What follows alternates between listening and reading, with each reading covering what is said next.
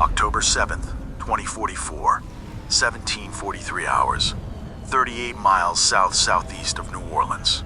The Gulf doesn't care about war. Doesn't care that I'm staring at 7 Russian destroyers making 32 knots straight for the mouth of the Mississippi.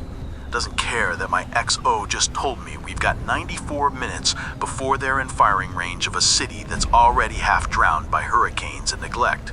Captain Cole Harris, USS Mahan. Same ship, different ocean. 16 days since Los Angeles burned.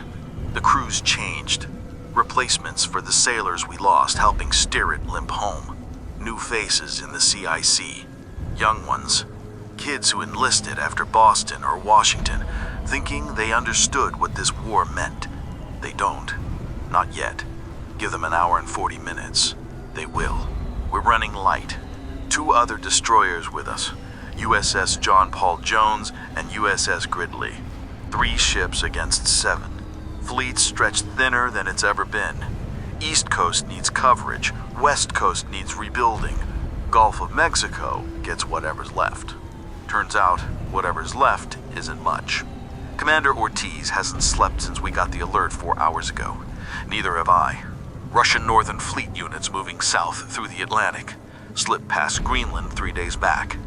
Intelligence thought they were heading for New York. Thought wrong. They swung west, made for the Gulf, for New Orleans. 1,200 miles of ocean between them and us, and they crossed it in 70 hours. Hauling at maximum sustainable speed, refueling at sea, pushing their machinery to failure points. Coming fast because speed matters. Because New Orleans is softer than New York. Easier to hit, harder to defend. They're right. The city's barely holding together.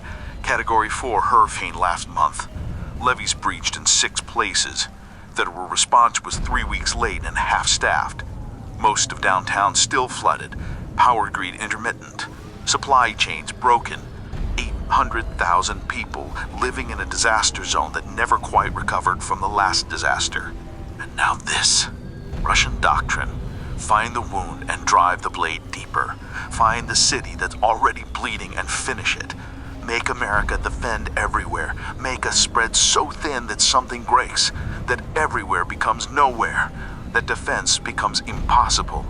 Los Angeles proved the concept. 5,000 dead because we couldn't position enough ships. Because 3 destroyers against 78 missiles is mathematics that doesn't solve. New Orleans is the repetition, the confirmation, the proof that America can't defend its own coastline anymore. 7 Russian destroyers carry 96 vertical launch cells each. That's 672 missile tubes, even accounting for anti-ship loads that probably carrying 400 land attack variants. 400 cruise missiles aimed at a city that's already on its knees. 3 destroyers. Maybe 120 defensive missiles between us. The shore batteries around New Orleans are old Patriot systems, Vietnam-era installations that should have been decommissioned in 2030. They'll help. Won't be enough. Nothing's ever enough. Captain, we're tracking multiple subsurface contacts. Range 42 miles, bearing 215. Assess 4 to 6 submarines positioning between us and the Russian surface group. Santos again. Still the best sonar tech in the fleet. Still listening for the things that want to kill us. She transferred with me from the East Coast deployment. Volunteered. Said she'd rather work with a captain who understands the math than one who thinks perfect defense is standard. Smart woman. Classification. Akula class. Fast gag boats. Loaded for anti-surface. They're setting up a screen, sir. Same playbook as San Diego. Same playbook. Stop the destroyers and the submarines launch. Stop the submarines and the destroyers launch. Choose which threat kills you. Hope you're fast enough to engage both. No, you probably aren't. Los Angeles lost the Mason to this. 300 crew, 100 dead. The rest pulled from the water by rescue swimmers who arrived too late for too many. How many will we lose tonight? Get me firing solutions on the lead Russian destroyer. Tomahawk solutions, maximum range engagement. Lieutenant Park, new weapons officer, transferred in after LA, checks his board. Sir, extreme-range Tomahawks have error rates approaching 30%. They might not acquire. Might miss, might waste our limited magazine space on shots that don't connect, might leave us short when the missiles start flying back. Noted. Plot them anyway. I want options. Aye, Captain. Through the bridge windows, the Gulf stretches flat and gray. Overcast, rain coming. Weather forecast says tropical storm conditions by midnight. 15-foot seas, 30-knot winds, visibility dropping to a quarter mile. Perfect. Attack weather. Radar cluttered. Visual acquisition impossible. Sea state high enough that surface search struggles. Everything that makes defense hard and offense easy. The Russians picked their moment. Captain, flash traffic from Fleet Command. I take the handset. Admiral Chen's voice crackles through.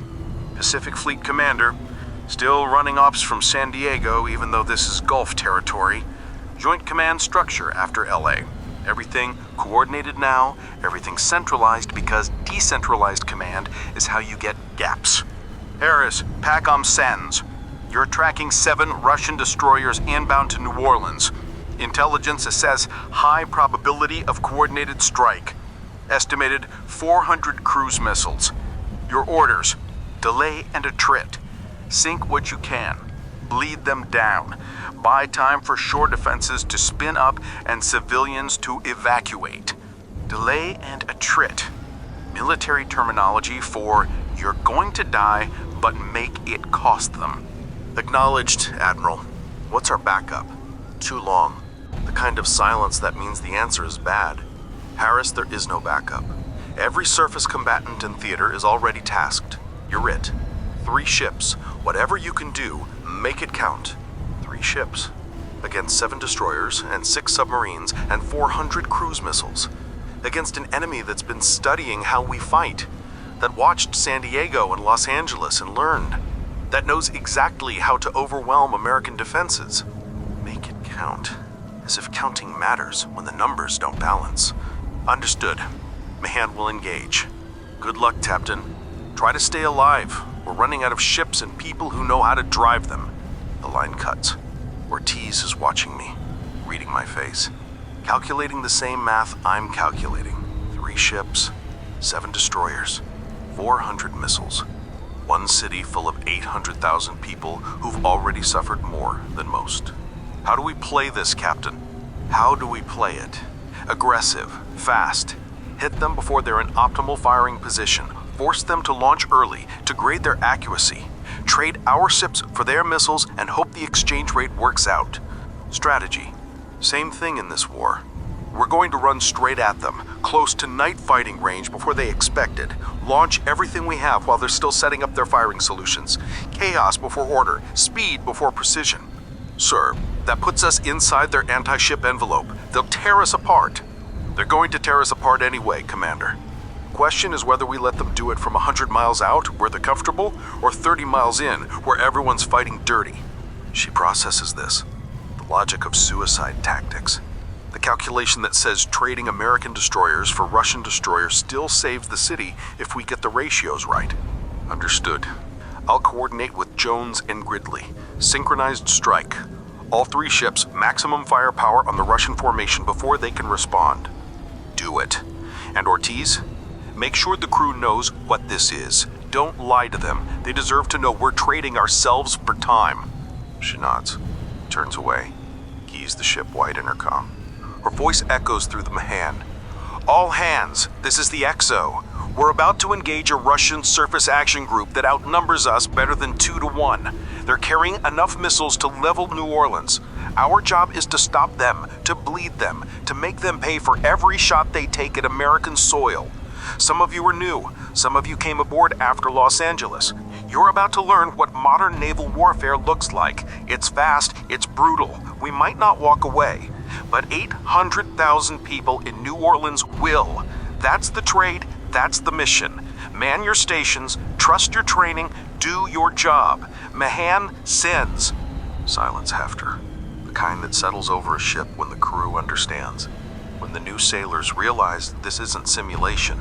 When the veterans check their gear one last time because they know what's coming. My phone vibrates. My daughter. She doesn't text during duty hours unless it's urgent. Dad, news says Russian ships heading for New Orleans. You're in the Gulf. Please tell me you're not.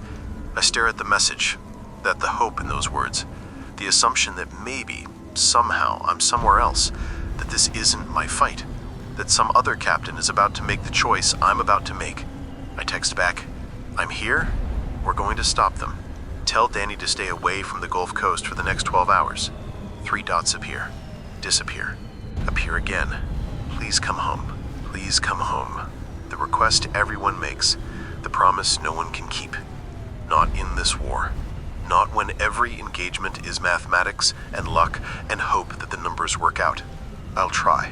Be safe, sweetheart. I've put the phone away. Captain, Russian destroyers have increased speed, now making 38 knots. They're pushing hard. Pushing hard because they know we're here. Because their radar tracks us the same way ours tracks them. Because they're doing the same math. Counting our ships, calculating our missiles, figuring out if 3 destroyers can stop 7. Coming to the same conclusion we did. That the numbers favor them. That this is winnable. That New Orleans is going to burn tonight and there's nothing we can do to stop it. They're wrong. We can't stop it. Can't prevent all 400 missiles from launching. Can't save everyone in New Orleans from what's coming. Can't achieve perfect defense with 3 ships and math that doesn't balance. But we can make it hurt. Make them pay. Make them spend so many missiles killing us that fewer reach the city. Trade steel for lives. Ships for time. Certainty for hope. That's all defense is anymore. Trading losses. Calculating which catastrophe costs less. San Diego, 8 sailors dead. 17 million saved. Los Angeles, 108 sailors. 5,000 civilians. 12 million lived. New Orleans, unknown sailors, unknown civilians. 800,000 might survive. The math keeps changing. The costs keep rising. The war keeps demanding more. But the alternative is worse. Always worse. That's what keeps us sailing towards certain death. The knowledge that surrender costs more than resistance. Time to engagement range. 78 minutes. 78 minutes until this starts. Until we find out if 3 ships can buy enough time for 800,000 people to matter. Until the Gulf learns what the Atlantic and Pacific already know. That modern warfare is mathematics written in blood. That victory is measured in degrees of loss avoided. That survival is the exception and sacrifice is the rule. Welcome to the attrition phase. Welcome to the war that never ends. Welcome to the Gulf of Mexico, where 3 destroyers are about to fight 7 because that's all America has left to send. 78 minutes becomes 60. The Mahan cuts through Gulf water at 31 knots, maximum sustainable speed. Engines screaming, hull shuddering with each wave impact. Behind us, Jones and Gridley match our pace. 3 wakes churning white against gray water. 3 ships racing towards 7, because standing still means dying slow. We're gonna die fast instead. Make it count. Captain, Jones confirms ready status. Gridley reports full weapons loadout. Task force is synchronized for coordinated strike. 3 ships, 3 magazines, 96 Tomahawks total if we fire everything. 96 chances to sink 7 destroyers before they launch 400 cruise missiles at New Orleans. The math still doesn't work, but it works better than waiting. Acknowledge, maintain formation, execute strike on my command. I watch the tactical display. 7 red symbols holding steady course. 34 miles now. Still closing, still pushing hard toward firing range.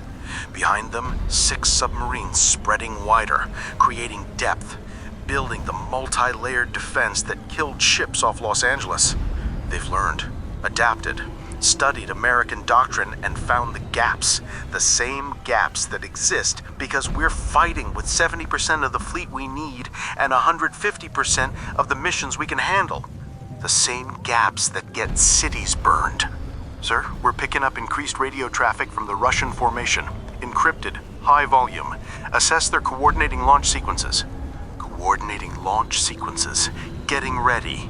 Preparing to put 400 missiles in the air the moment they reach optimal range. The moment when geometry and fuel calculations and target coordinates align. When mathematics becomes physics, becomes death. We've got maybe 50 minutes before that moment arrives. 50 minutes to close distance, to launch our own weapons, to force them to defend instead of attack, to trade order for chaos. Ortiz leans closer, keeps her voice low. Captain, even if we sink half their destroyers, the survivors will still launch. We're not stopping this. We're just making it smaller. Making it smaller, reducing 400 missiles to 200, cutting casualties from 30,000 to 15,000, turning catastrophe into disaster. That's victory now. Degrees of loss, percentages of survival. The calculation that says fewer dead is the best outcome available. I know, but 15,000 is better than 30,000. 200 missiles is better than 400. Better is all we get. She doesn't argue. Can't argue. The math is the math. 3 ships can't stop 7, can only hurt them, bleed them, make the attack more expensive, and hope expensive means smaller. Weapon status. Lieutenant Park checks his board. All Tomahawk tubes loaded and ready. Fire control solutions locked on 7 targets. Recommend ripple fire pattern. 12 missiles per destroyer. Overwhelm their point defense. 12 missiles per destroyer. 84 Tomahawks total. Leaves 12 in reserve for targets of opportunity, for the submarines if they surface, for whatever chaos creates. 84 missiles against 7 ships with modern air defense systems, Panzer guns, SAN-9 missiles, electronic warfare suites designed specifically to counter American weapons. Maybe we kill 3, maybe 4 if we're lucky, maybe none if their defenses work perfectly. But we fire anyway, because not firing guarantees New Orleans burns, because trying and failing costs less than not trying, because hope is a tactical decision when certainty means defeat. Captain, range to Russian formation is 30 miles, approaching optimal Tomahawk launch parameters. 30 miles, close enough that our missiles have maximum fuel for terminal maneuvering, close enough that their defenses have minimal reaction time, close enough that we're inside their anti-ship envelope, and they can kill us the moment they decide we're worth killing. They will decide soon.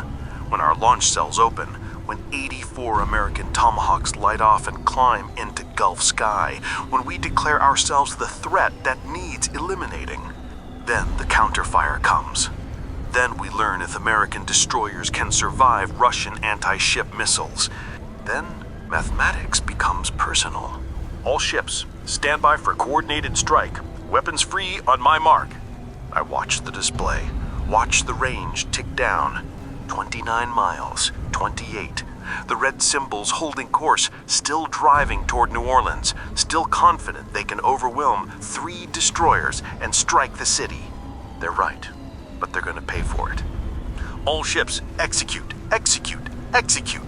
The Mahon's VLS cells erupt, hatches blow open, Tomahawk missiles launch on columns of fire and smoke, one after another, 32 weapons in 40 seconds. The ship bucking with each launch, metal screaming, atmosphere igniting.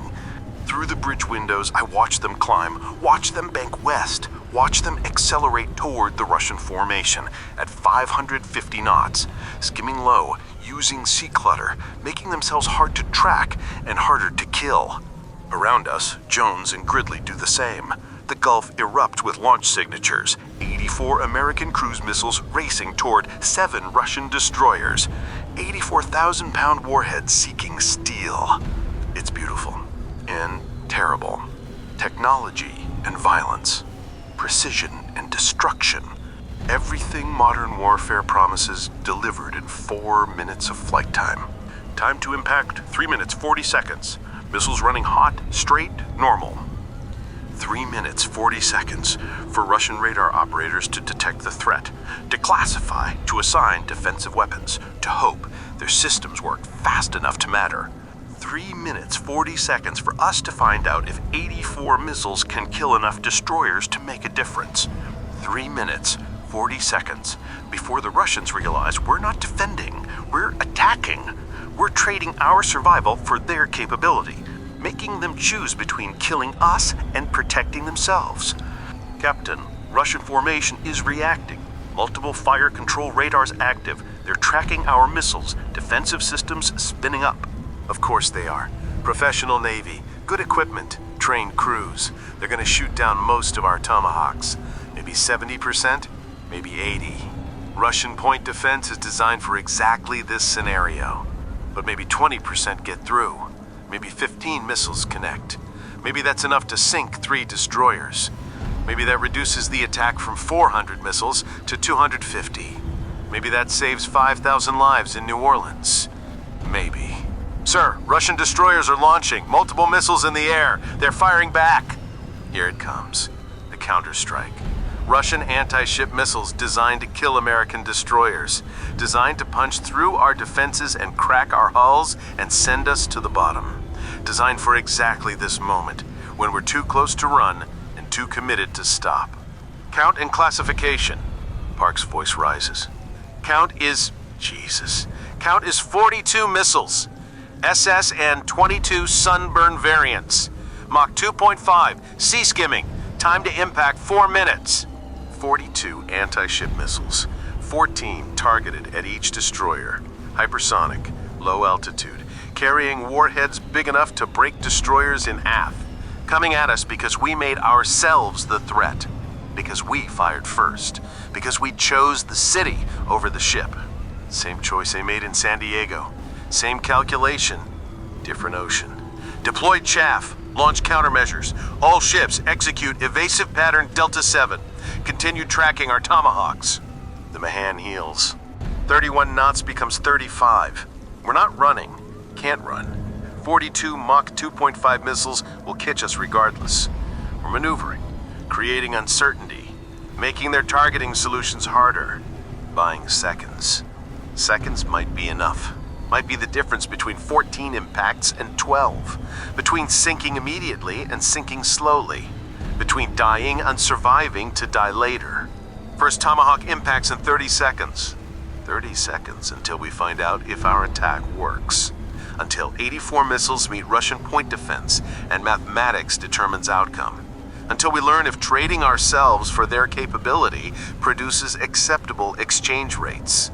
Santos calls out, Captain, subsurface contacts are launching. Multiple torpedoes in the water. Count is 16. Correction, 20 torpedoes. Multiple weapons targeting each destroyer. The submarines, firing everything while we're focused on missiles, creating the multi-axis threat. Surface missiles and subsurface torpedoes. 2 different speeds, 2 different vectors, 2 different engagement solutions required simultaneously. This is how you kill American destroyers. Not with overwhelming force, with overlapping threats. With attacks that force defenders to split attention until something gets through. Until the gaps become fatal. Countermeasures, evasive pattern Charlie 9. Keep the missiles as priority. We're choosing. Dodging torpedoes means we can't effectively engage missiles. Engaging missiles means we can't effectively dodge torpedoes. The impossible calculation that killed the Mason off Los Angeles, that's about to kill ships off New Orleans. At least we're making them pay first. Tomahawk impacts, multiple explosions on Russian formation. The tactical display updates. 2 red symbols disappear. 2 Russian destroyers gone. Dead in seconds. 1 Tomahawk through the bridge. 3 more through the engine spaces. Hull breaches. Flooding. Structural failure. Steel crumpling under American warheads. 2 down, 5 remaining. Tracking shows 3 more Russian destroyers damaged. They're slowing. Fires visible on deck. Assess mission kill on 2 vessels. Critical damage on 1. Mission kill. Military terminology for ships that aren't sinking, but aren't fighting either. For destroyers with broken radars and dead weapons systems, and crews fighting fires instead of targeting Americans. 2 destroyers sunk, 3 mission killed, 5 out of 7 neutralized. We just cut their capability in half. Cut the attack from 400 missiles to maybe 200.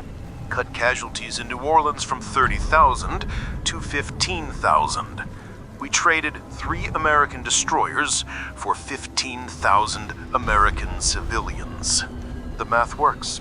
The math always works if you're willing to pay the price. Russian anti-ship missiles at 2 minutes. Defensive systems engaging. The Mahan CIWS springs to life. Close-in weapon system, phalanx guns, last-ditch defense, 20mm rounds at 4,000 rounds per minute, designed to shoot down missiles that get too close, that penetrate every other layer, that are seconds from impact. We're going to need it. 42 missiles inbound, maybe we shoot down 30, maybe 35 if everything works, maybe 40 if we're lucky. That leaves 2, maybe 7, maybe 14. 14 hits will kill us. 7 hits will kill us. 2 hits might kill us. Jones reports missile impact. They're hit. Forward section on fire. Jones. Captain Sarah Mitchell commanding. 300 crew.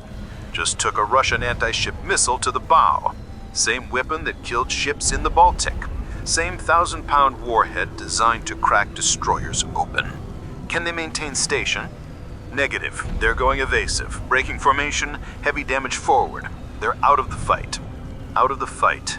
Which means 2 destroyers against 2 functional Russian destroyers and 20 torpedoes and whatever missiles are still flying. Which means the math just got worse. Which means New Orleans is about to learn that perfect offense still costs blood. First defensive impacts. CIWS engaging. Splash count 4. 38 missiles remaining.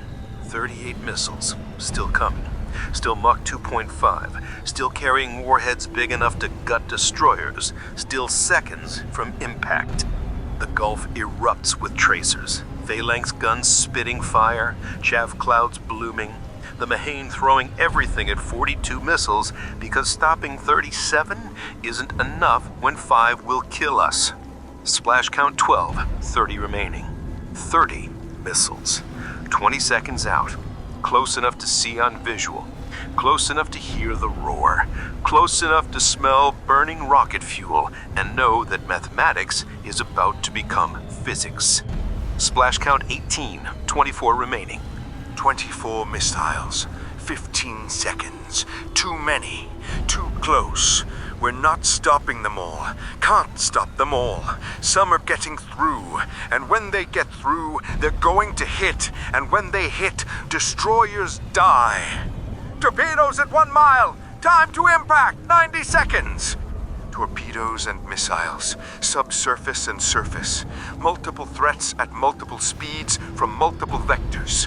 The scenario with no clean solution. The tactical problem that breaks defense. I grip the railing. Around me, my crew hold stations. Santos tracking torpedoes. Park directing defenses.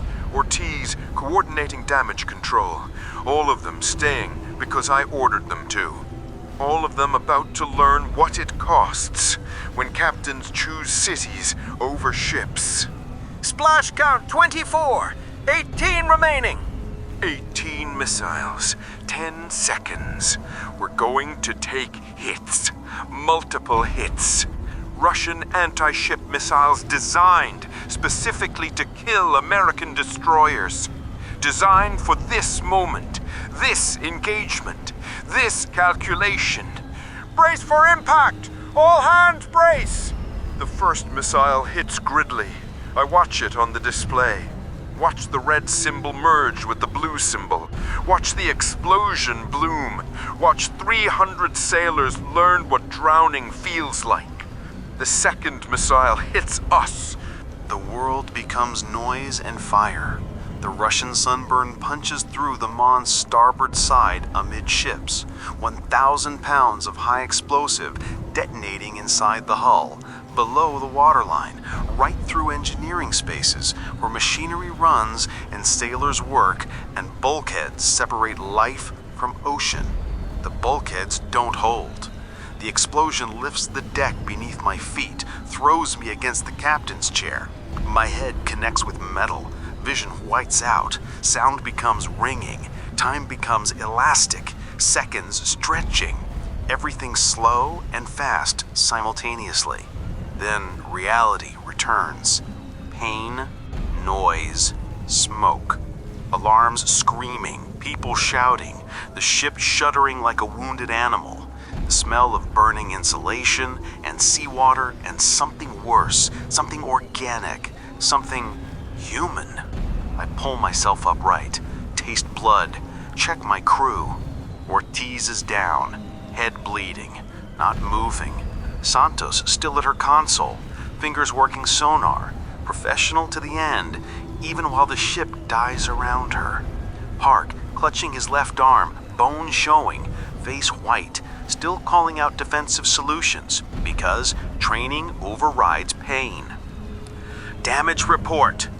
Communications officer, Petty Officer Chen, 19 years old, been aboard 3 weeks, stammers into the handset. Multiple compartments flooded. Engineering spaces compromised. We've got casualties, heavy casualties. Fire in spaces 3 and 4. Water coming in faster than pumps can handle. Water coming in faster than pumps can handle. The sentence that means sinking.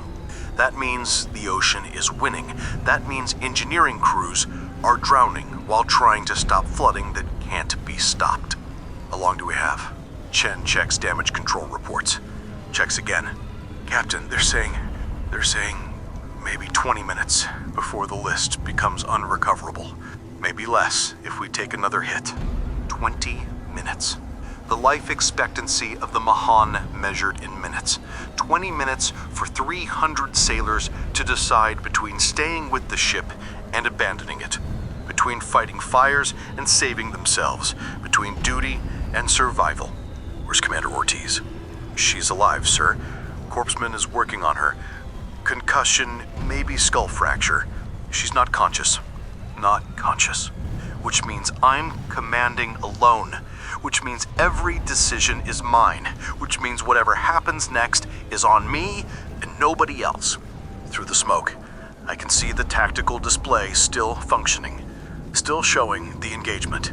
Gridley's symbol is flashing. Dead in the water. Taking on water. Captain Williams ordering abandoned ship. 300 crew evacuating a destroyer that took 3 missile hits and 20 seconds to die. Jones limping away. Bow section demolished. Fires visible from here. Still afloat, still moving, but out of the fight. Out of weapons, out of capability except staying afloat. That leaves Mahan.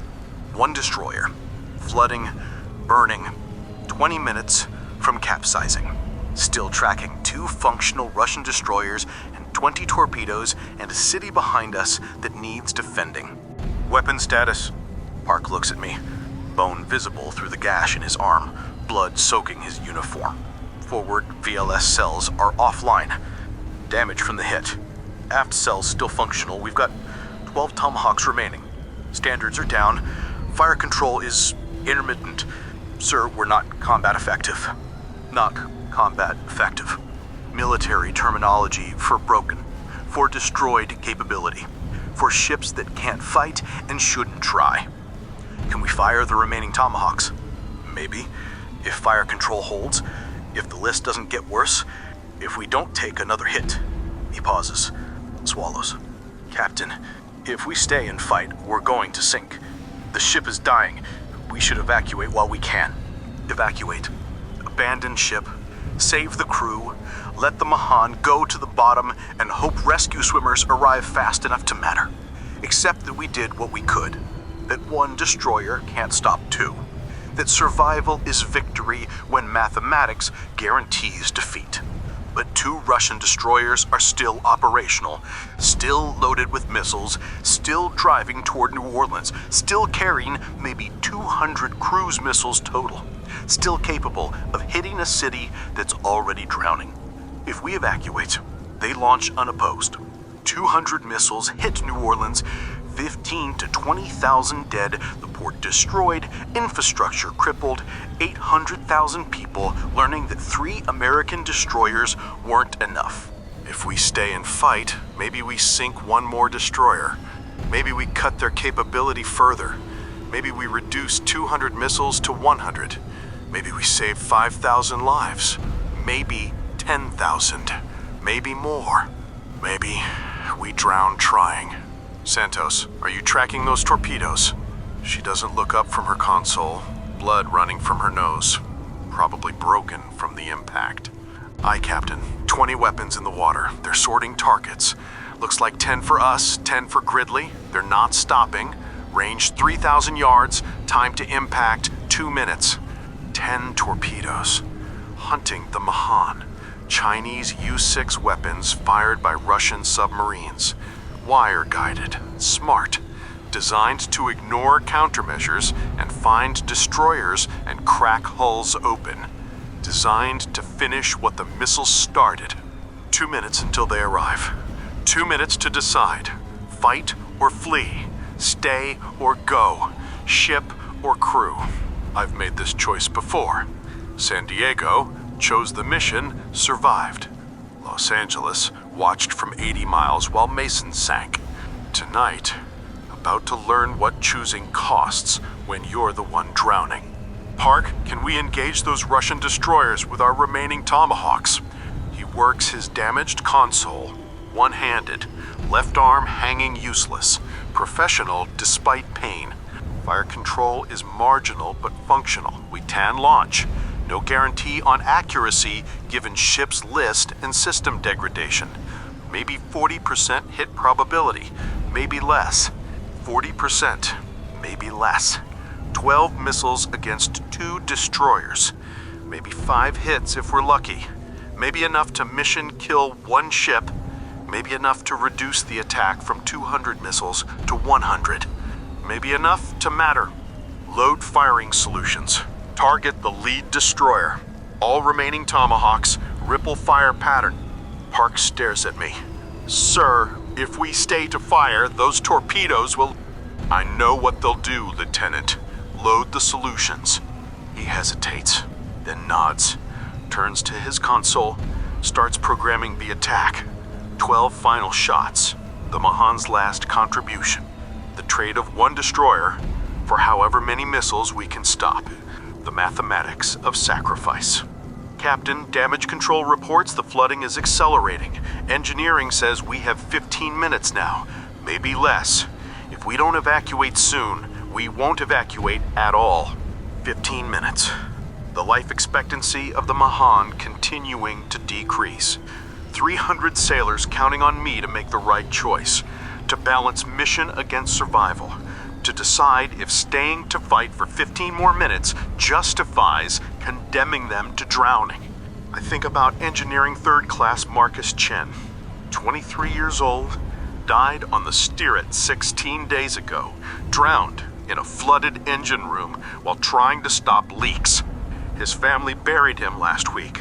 Closed casket, nothing to see, nothing to mourn except absence.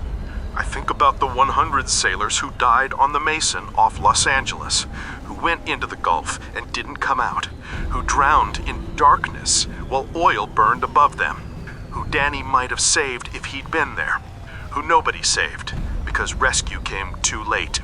I think about the 15,000 people in New Orleans who'll die if 2 Russian destroyers launch unopposed, who'll burn in missile strikes because 1 American destroyer chose crew over mission.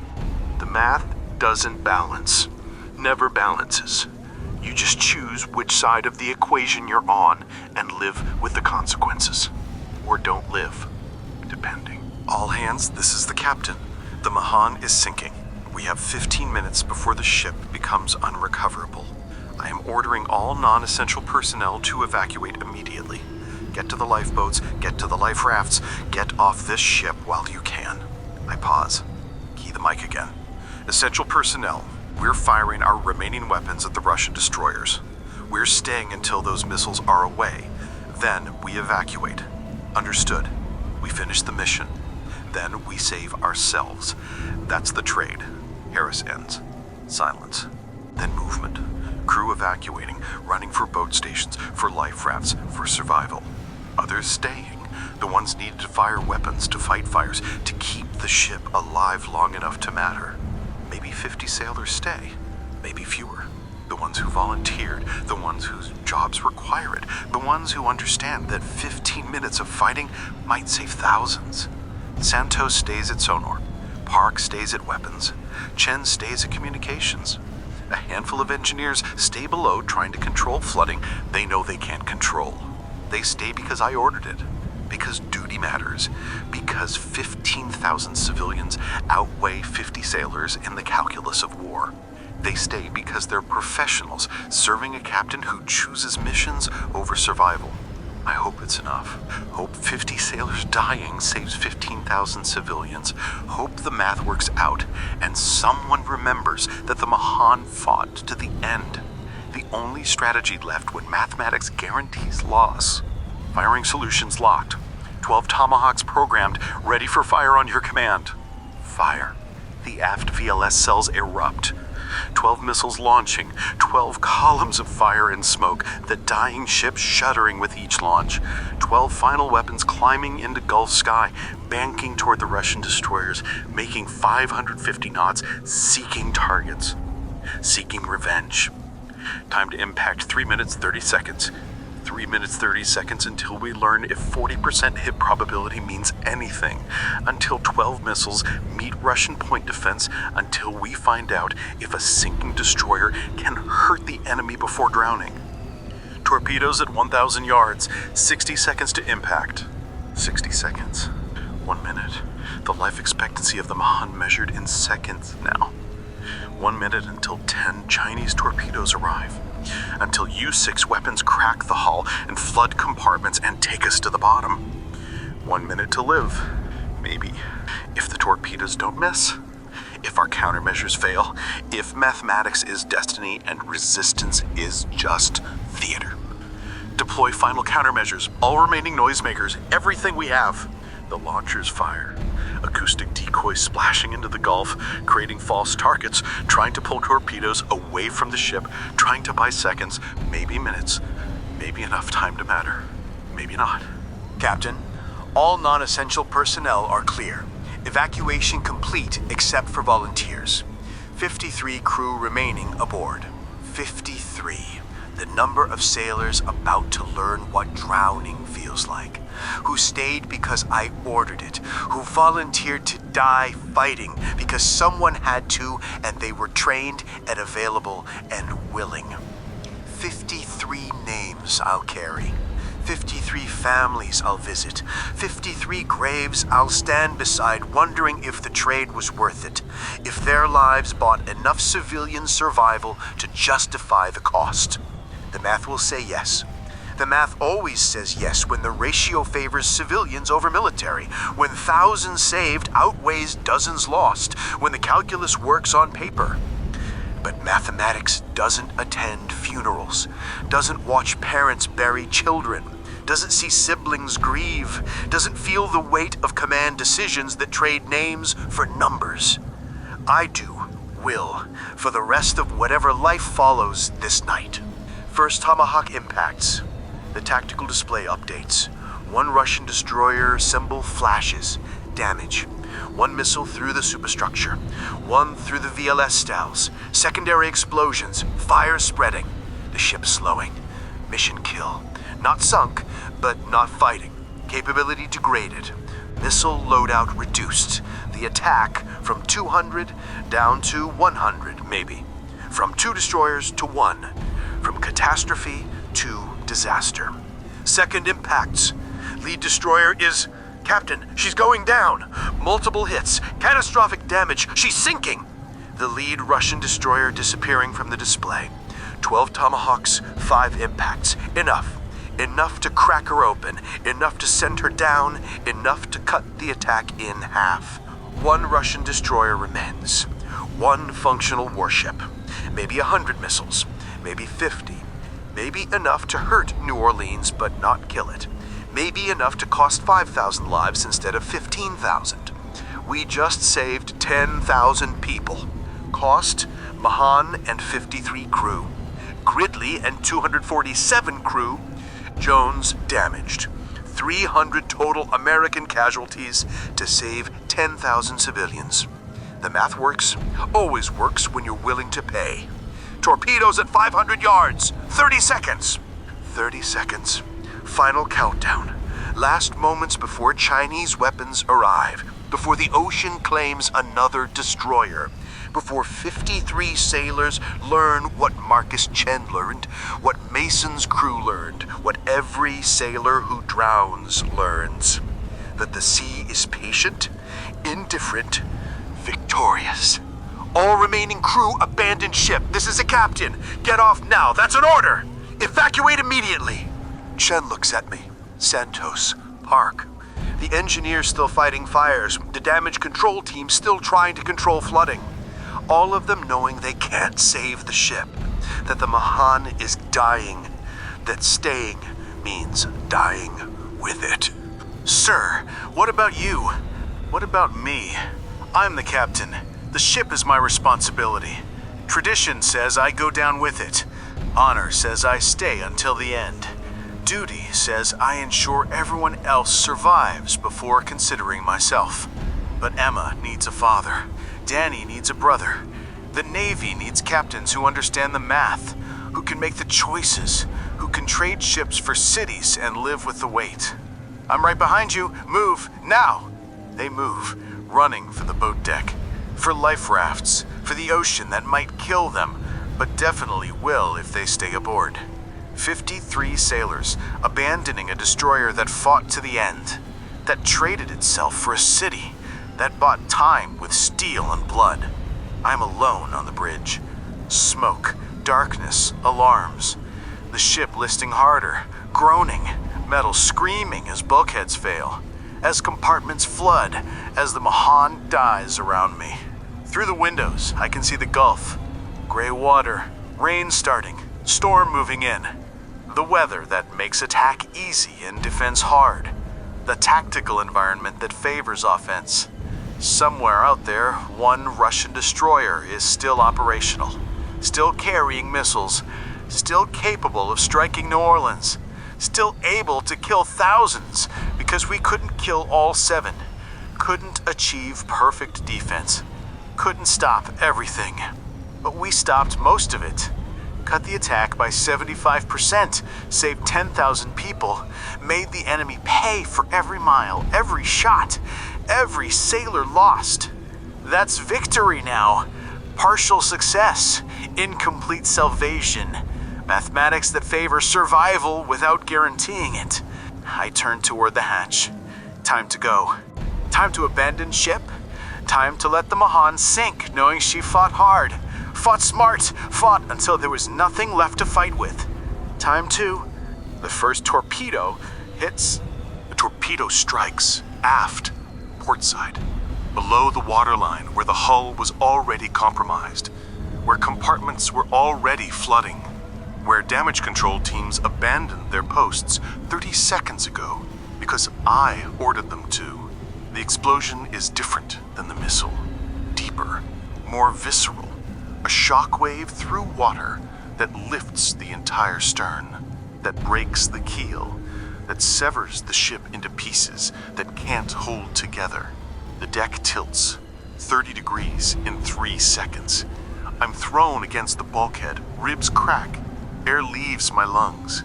Everything becomes sliding and falling, and knowing that physics just declared the Mahan finished. Another torpedo hits, forward this time. The bow section erupts, steel peeling back, ocean rushing in. The list accelerates, 40 degrees, 50, the angle where gravity becomes destiny and ships become coffins. I pull myself toward the hatch, broken ribs screaming, vision blurring, the bridge tilting so steep that walking becomes climbing, hand over hand, inches. Moving because stopping means drowning. Through the hatch, into the passageway. Emergency lighting flickering. Water ankle deep, rising, cold. Gulf water flooding compartments through ruptures too large to contain. The ocean claiming space that belonged to air, to machinery, to sailors who already left. I hope they left. Hope all 53 made it off before the torpedoes hit. Hope I ordered evacuation soon enough that it mattered. Always hope. The only thing left when certainty is death. The ship groans. Metal screaming. A sound like the earth tearing. The structural integrity failing. Bulkheads collapsing. Compartments flooding faster than physics should allow. The Mahan coming apart. I'm in the water now, waist deep, moving toward the boat deck, toward where life rafts deployed, toward survival if I can reach it before the ship drags me down, before suction claims me, before drowning becomes inevitable. The water's at my chest, my neck, cold, dark, tasting of oil and salt and metal. The emergency lighting dies. Everything becomes black. Just sound, just sensation, just the knowledge that I'm inside a sinking ship and the ocean is winning. My hand finds a ladder, emergency egress, leading up, toward the deck, toward air. I climb, broken ribs protesting, lungs burning, pulling myself rung by rung through rising water, through darkness, through the final seconds before the Mahan takes her final plunge. I break surface, boat deck, open air, rain, wind, the gulf spread out around me in gray twilight, the Mahan beneath me dying, rolling, the list past 70 degrees now, past the point where recovery is possible, where the only question is how long until she goes under. Life rafts in the water, orange, inflated, full of sailors, my crew. Survivors. They made it off. They're alive. 53 faces watching their ship die, watching their captain emerge from a hatch that shouldn't still be above water, watching and waiting and hoping I make it before she rolls. I jump. The water hits like concrete. Cold, shocking, the impact driving remaining air from my lungs. I'm under, sinking. The weight of gear pulling me down. Boots, belt, uniform, everything that keeps sailors functional on deck becomes anchor in water. I kick, fight toward surface, toward air, toward life, lungs screaming, vision tunneling. The ocean teaching the same lesson it teaches everyone, that humans don't belong here, that water kills, that drowning is patient. I break surface, gasp, choke, swim. Away from the ship, away from the suction that comes when destroyers die, when 9,000 tons of steel sink and drag everything nearby down with them. Away from the Mahan, away from my ship, away from command and responsibility and the weight of decisions that cost lives. A hand grabs my collar and pulls. I'm hauled into a life raft. Crew pulling me aboard, laying me on the deck, someone checking vitals, someone else cutting gear away. Professional, trained, doing their jobs even though their ship just sank, and their captain nearly drowned. Captain's aboard. He's alive. Sir, can you hear me? I can hear, can see, can breathe despite broken ribs and hypothermia and shock, can watch the Mahan's final moments, the destroyer rolling past 90 degrees, hull exposed, propellers visible, steam venting from ruptured compartments, the death throes of American steel. She goes under bow first, sliding beneath gray water, disappearing into the Gulf, taking fires and machinery and the last pieces of my command with her, gone in 40 seconds. Just bubbles and debris and empty water where 9,000 tons of destroyer fought and died. Silence after, the crew watching, processing, understanding that we just lost our ship, that we're in life rafts in the Gulf of Mexico during a tropical storm, that we're 80 miles from shore and rescue is uncertain, and the battle's still happening somewhere beyond visual range. Head count, I manage. Voice rough, throat raw from salt water. Who'd we lose? Petty Officer Chen, still functioning, still professional despite trauma, checks the rafts, counts faces, checks again. Sir, we've got 47 crew in rafts. That's you, Commander Ortiz in the medical raft, 45 others. 47 out of 53 who stayed. 6 missing. 6 sailors who didn't make it off, who drowned in compartments or got pulled under by suction or never reached life rafts. 6 names added to the cost. 6 families all visit. 6 graves joining the others. Engineering Second Class Maria Rodriguez, 26, Denver. Fire Controlman Third Class James Wright, 21, Detroit. Damage Controlman First Class Robert Hayes, 34, Jacksonville. Operations Specialist Second Class Lisa Chen, 29, San Francisco. Engineman Second Class Thomas Brooks, 25, Houston. Sonar Technician Third Class David Park, 23, Los Angeles. 6 names. 6 sailors who stayed because I ordered it, who fought because the mission required it, who died because trading destroyers for cities is mathematics written in blood. I'll remember them. All of them. Every name, every face, every family who'll ask why their child, sibling, parent died for a city 800,000 people called home. He'll want to know if the trade was worth it, if saving strangers justifies losing family. The math will say yes. I'll say yes. The Navy will say yes. Their families will say something else. Sir, Gridley is gone. She rolled 12 minutes ago. They're still counting survivors, maybe 200 in rafts. Jones is limping east. Heavy damage but afloat. They're making for Mobile. 2 destroyers sunk, 1 damaged. 3 Russian destroyers destroyed, 2 mission killed, 1 functional.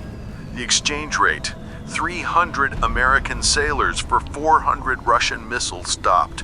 For 10,000 civilian lives saved. For New Orleans surviving instead of burning. The math works. Always works when you're willing to pay. What's the status on that last Russian destroyer? Chen checks the emergency radio, pulls updates from fleet traffic. Sir, shore batteries are tracking 1 Russian destroyer at 80 miles. She's launching. They're counting missile trails now. Estimate, they're saying 112 cruise missiles inbound to New Orleans. Impact in 22 minutes. 112 missiles. The leakers, the survivors, the remnant that got through 3 destroyers and 6 submarines at every weapon we threw at them. 112 warheads carrying 1,000 pounds each, seeking New Orleans, seeking the port and downtown and neighborhoods still flooded from last month. Seeking 5,000 deaths maybe 8,000, maybe less if shore defenses work, maybe more if they don't. We stopped 288 missiles, 3 destroyers trading themselves for 72% reduction, for mathematics that say partial success is victory, for outcomes where thousands die but tens of thousands live. Can ground defenses stop them? Unknown, sir. They're engaging now. Patriot batteries firing. New Orleans has 6 sites active, maybe 60 interceptors total. If they achieve 60% kill rate,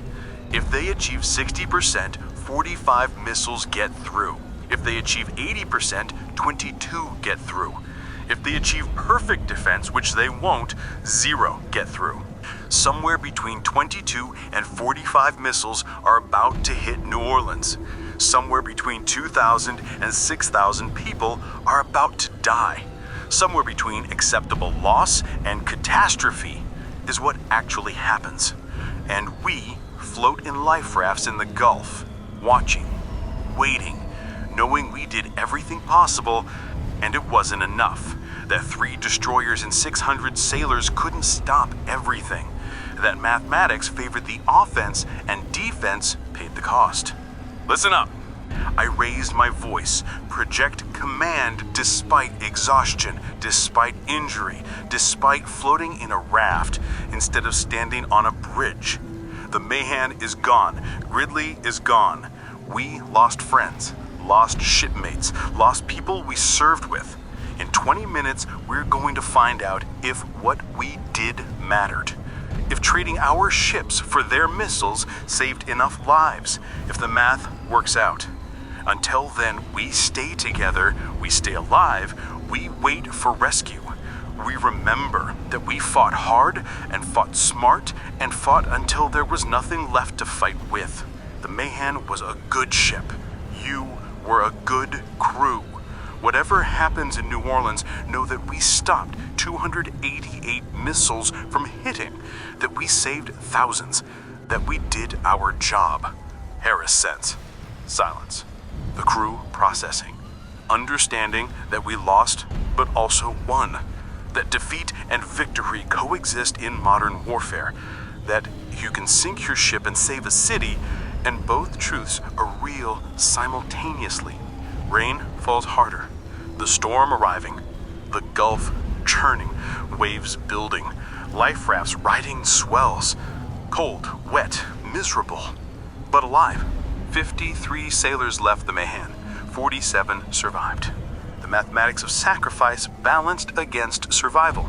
6 lost, 247 from Gridley lost, 300 total casualties to save 10,000 civilians from the missiles we stopped, to save 2,000 more from the missiles that would have lost if we hadn't sunk those destroyers. 12,000 saved, 300 lost. 40-to-1 ratio. Acceptable mathematics. Successful defense. Strategic victory. Tell that to engineering second-class Maria Rodriguez's mother. Tell her the ratio makes sense, that 40-to-1 justifies her daughter drowning in the Gulf. That mathematics balances grief. See what she says. My phone is gone, lost in the water. No way to text Emma to tell Danny I'm alive, to let anyone know that Captain Cole Harris survived the Mayhan sinking, that I'll visit 6 families and explain why their loved ones didn't, that I'll carry the weight forever. Sir, radio traffic. New Orleans reports first missile impacts downtown, the port, warehouse district. They're counting impacts now. Multiple fires, casualties unknown, damage assessment ongoing. The missiles that got through, the 112 that survived shore defenses, the percentage that mathematics said would leak, the cost of imperfect defense against overwhelming offense. Somewhere in New Orleans, people are dying, buildings collapsing, fires spreading, emergency services overwhelmed, hospitals filling. Danny probably deploying there next, running toward disaster, while I float 80 miles offshore, unable to help, unable to do anything except wait for rescue and wonder if it was enough, if 300 sailors dying saved enough civilians to justify the trade, if the math balances, if anyone remembers. Final count coming in. Shore defenses achieved 72% intercept rate. 31 missiles impacted New Orleans. Preliminary casualty estimates, they're saying 4,000 dead, maybe 5,000. Numbers still developing. 4,000 to 5,000 dead. 31 missiles getting through everything, through destroyers and submarines and shore batteries, and every layer of defense America could deploy. 31 leakers finding targets, finding people, finding families who'll ask why the Navy couldn't stop all of them, why perfect defense was impossible, why their loved ones are dead. The math says we stopped 93%, that 369 missiles eliminated saves tens of thousands, that 4,000 dead is victory when the alternative was 20,000, that partial success is all modern warfare offers. The math is correct. The math doesn't care that 4,000 families are destroyed, that New Orleans burns again, that a city already broken breaks further, that America loses another piece of itself to a war that never ends. The math is correct and insufficient, true and hollow, right and terrible. That's modern warfare. That's the attrition phase. That's what defending America looks like in 2044. 3 destroyers sink, 300 sailors die, 4,000 civilians die, 1 city survives damaged instead of destroyed. The enemy loses 5 destroyers and learns that attacking American cities costs ships. Both sides bleed, neither side wins. The war continues. Sir, Coast Guard is responding. Rescue helicopters inbound, ETA 40 minutes. They're prioritizing Gridley survivors first. More in the water, more critical injuries. They'll get to us. 40 minutes. Less than an hour until rescue. Until we're pulled from the Gulf. Until survivors become statistics, and casualties become names, and ships become memories. 40 minutes floating in a life raft, thinking about the Mahan, about engineering second-class Rodriguez and fire controlman Bright and the others who didn't make it off, about the choice to stay and fight when evacuating would have saved them, about mathematics that says their deaths save thousands, but grief that says they should be alive. 40 minutes until I face Admiral Chen and explain why 3 destroyers couldn't stop 400 missiles, why perfect defense was impossible, why the Navy is down 2 ships and 300 sailors, and New Orleans is burning anyway. 40 minutes until I call Emma and tell her I'm alive. Call Danny and tell him I'm sorry he'll be pulling bodies from another disaster. Tell them both that I made the same choice again, that I traded the ship for the city, that mathematics justified it even when humanity questions it. 40 minutes floating in the Gulf of Mexico, watching smoke rise from New Orleans 80 miles east, watching the city burn because 31 missiles got through, because 93% wasn't perfect, because modern warfare doesn't offer perfect, just degrees of loss, percentages of survival, mathematics written in blood and grief, and the endless weight of command. The storm builds, rain falling harder, wind rising, waves growing. The Gulf teaching its eternal lesson, that water doesn't care about war, about sacrifice, about mathematics, about the choices captains make or the costs sailors pay. The Gulf just is, patient, indifferent, victorious, like the war, like the enemy, like the math that says we won, even while we float in life rafts, counting dead and wondering if anyone will remember that the Mahan fought until she sank, that we gave everything, and it still wasn't enough, that partial victory is all America offers anymore, that the alternative was worse, always worse. That's what keeps us fighting, even when fighting costs everything, even when winning looks like losing, even when the ocean claims our ships, and the enemy claims our cities, and all we have left is mathematics and grief, and the knowledge that we tried. We tried. That has to matter, has to be enough, even when it isn't, even when 4,000 people die anyway, even when the war never ends. The Coast Guard helicopter arrives 37 minutes later. Orange and white Jayhawk, rotor wash flattening waves, rescue swimmer dropping into the Gulf. They take Commander Ortiz first, still unconscious, skull fracture, critical. She's hoisted up in a basket while we wait. Then the wounded, Park with his shattered arm, Burns, broken bones. One by one lifted from rafts, one by one saved. I go last. Captain goes last. Clipped into harness, winched up, rising above the debris field where the Mahan died, above the Gulf that claimed 6 of my crew. Inside the helicopter, it's warm, loud. Medic wrapping me in thermal blankets, checking vitals. Radio chatter about Gridley survivors, about Jones limping toward Mobile, about New Orleans burning. Through the window, I see empty Gulf, the Mahan gone, Gridley gone. Just water and debris and other helicopters pulling 300 sailors from the ocean. Sir, we're heading to Naval Air Station New Orleans Medical Facility. 28 minutes. 28 minutes to the city we saved and failed to save, where 4,000 died despite everything we did. What's the situation on the ground? The medic glances at the crew chief, gets naught. Bad, sir. Multiple impacts downtown, port destroyed, 3 hospitals hit, residential areas. They're still counting, but it's extensive. It's another Los Angeles. Another Los Angeles. 5,000 there, 4,000 here. Same lesson. Perfect defense is impossible. The Russian destroyer that survived limped west. Russian submarine recovered the crew, scuttled the ship. 7 destroyers came. All 7 destroyed, but not before they launched. 7 destroyers dead. 2 American destroyers dead. 4,000 civilians dead. Both sides bled. Neither side won. The helicopter banks. Through the window, New Orleans. Smoke rising. Fires burning. The port gone. Cranes collapsed. Warehouses burning. Downtown devastated. The city that was already dying just took another hit. We land. I'm moved to a gurney, wheeled inside. Bright lights, voices, organized chaos. Processed, triaged.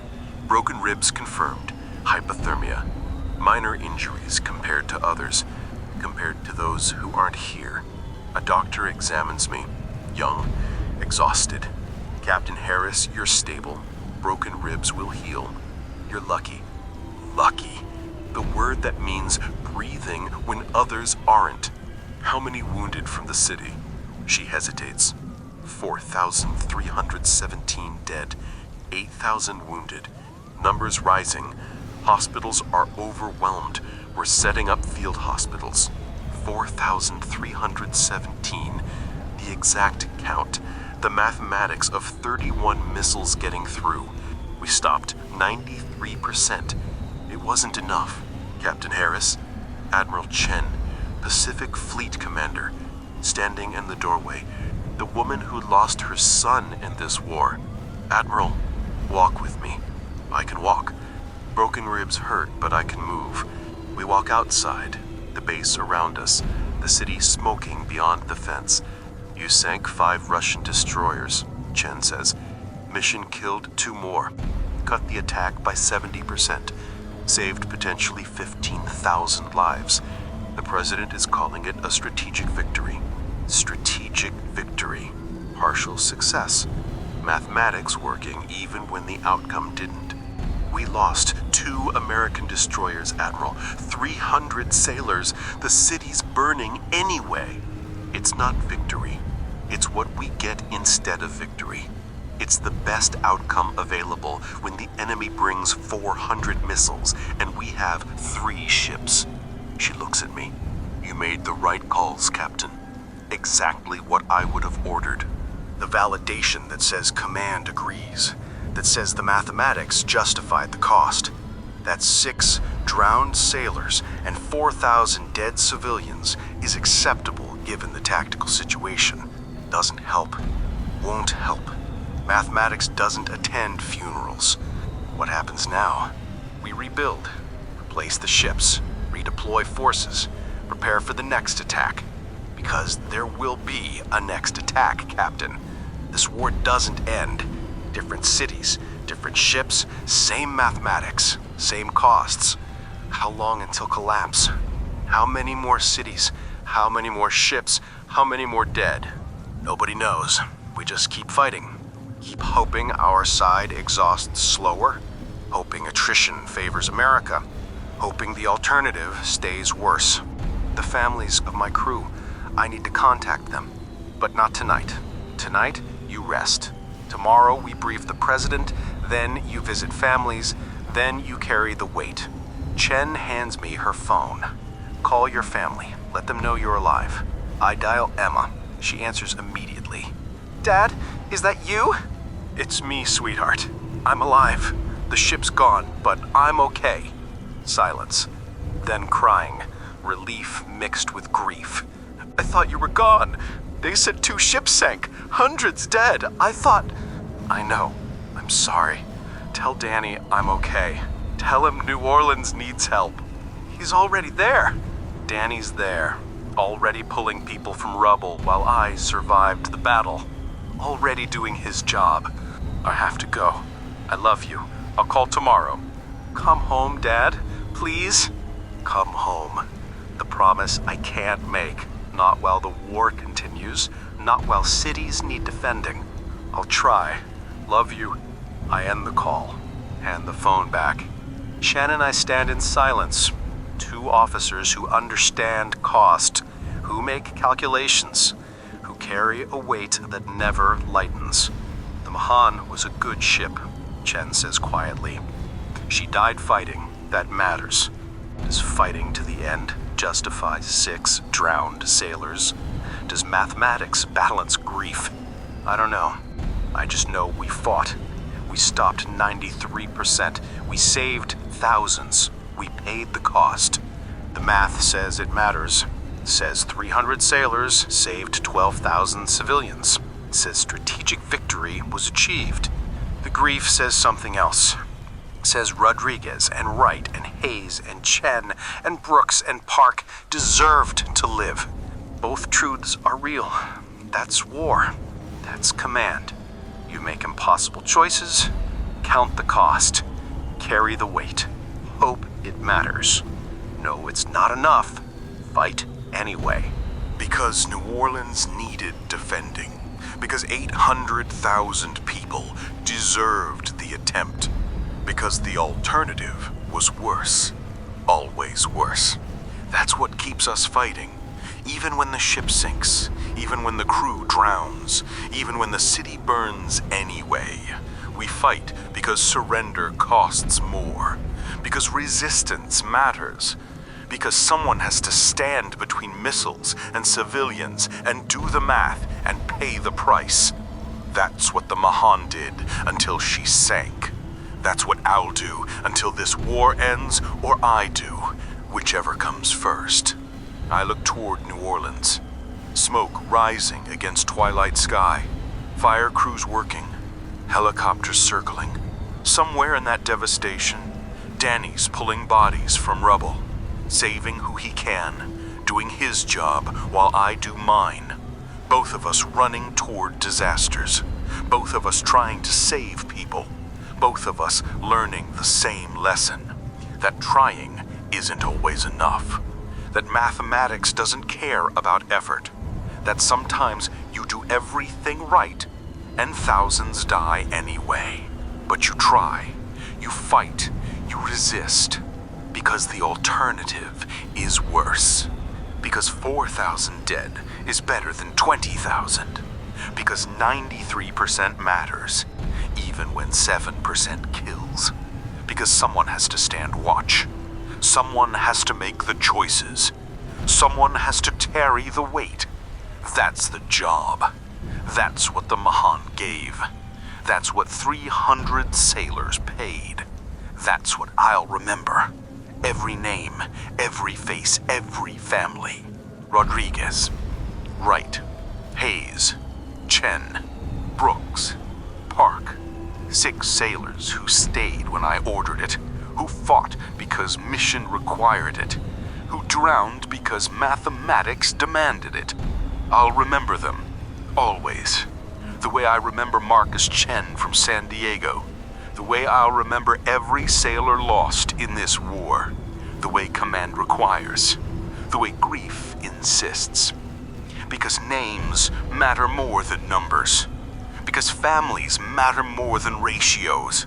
Because the human cost is what stays when strategic victory fades. That's what I carry. That's what command means. That's the price of making choices that save thousands by spending dozens.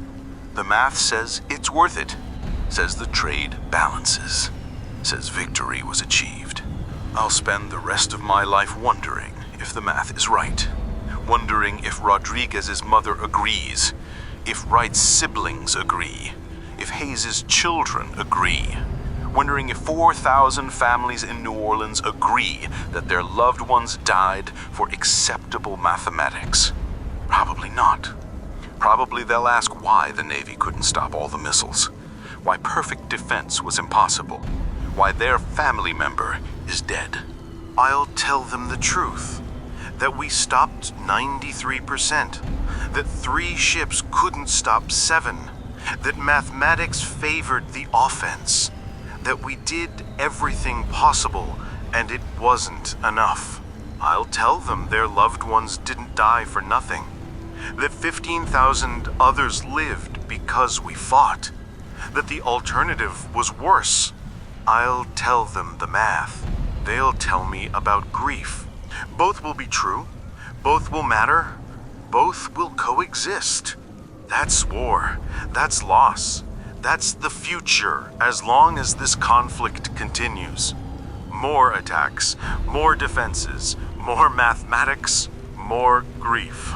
Until something breaks. Until someone exhausts. Until the war ends, or we do. I look at Admiral Chen. When do we go back out? She almost smiles, sad, knowing. The moment we have a ship for you to command. The moment the next attack threatens. The moment America needs captains who understand the math. The moment we're needed. Which is always. Which is constant. Which is the reality of the attrition phase. Then I'm ready. I know you are, Captain. That's why you're still commanding. That's why the Navy needs you. That's why this war isn't over. Isn't over, won't be over, can't be over. Not until one side collapses. Not until mathematics tip permanently. Not until someone decides the cost exceeds the value. Until then, we fight, we defend, we trade losses, we carry weight, we do the job. That's what the Mahan did. That's what I'll do.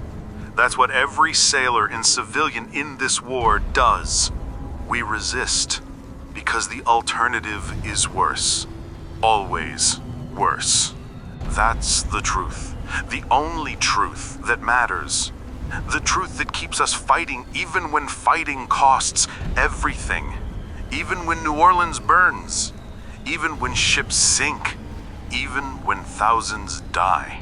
We fight because surrender isn't mathematics, isn't strategy, isn't acceptable. We fight until we can't. Until the war ends, until something changes. We fight. That's all there is. That's enough. It has to be.